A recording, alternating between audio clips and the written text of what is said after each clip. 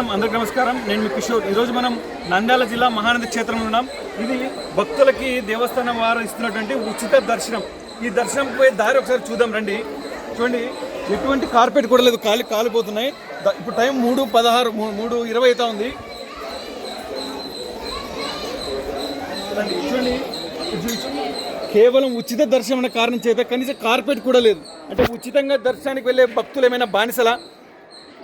అసలు ఉచితంగా దర్శనానికి వెళ్ళటం వాళ్ళ పాపమా?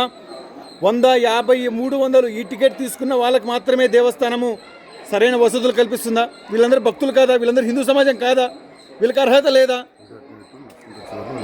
ఒకసారి భక్తుల యొక్క బాధని చూస్తే అసలు దేవాలయాల పట్ల ఈ ప్రభుత్వానికి ఎటువంటి ఏమైనా చిత్తశుద్ధి ఉందా అని చెప్పి అనిపిస్తూ ఉంది.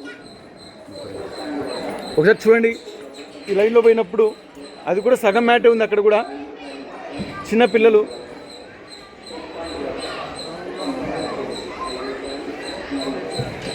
ఆపు, వాళ్ళు అక్కడ పోయినా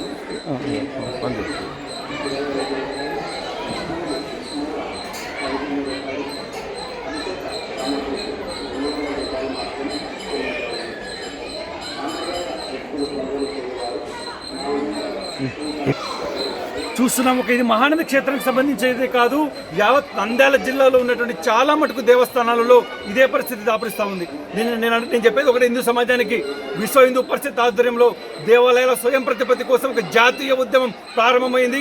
ఆ ఉద్యమంలో మీరందరూ చేయి కలిపి పాల్గొనాలని కోరుకుంటూ, దేవాలయాల ఉచిత దర్శనం అడగడం అలవాటు చేసుకోవాలని చెప్పి కోరుకుంటూ, దేవాలయాలు డబ్బు ఎక్కడ పోతుంది అనే విషయాన్ని మనకు వచ్చిన సరైన మార్గాల ద్వారా తెలుసుకుని ఈవోలని అధికారులని నిలదీసే శక్తి సామర్థ్యాలు ప్రతి ఒక్క హిందూ బంధుకు రావాలని చెప్పి కోరుకుంటూ, జై హింద్.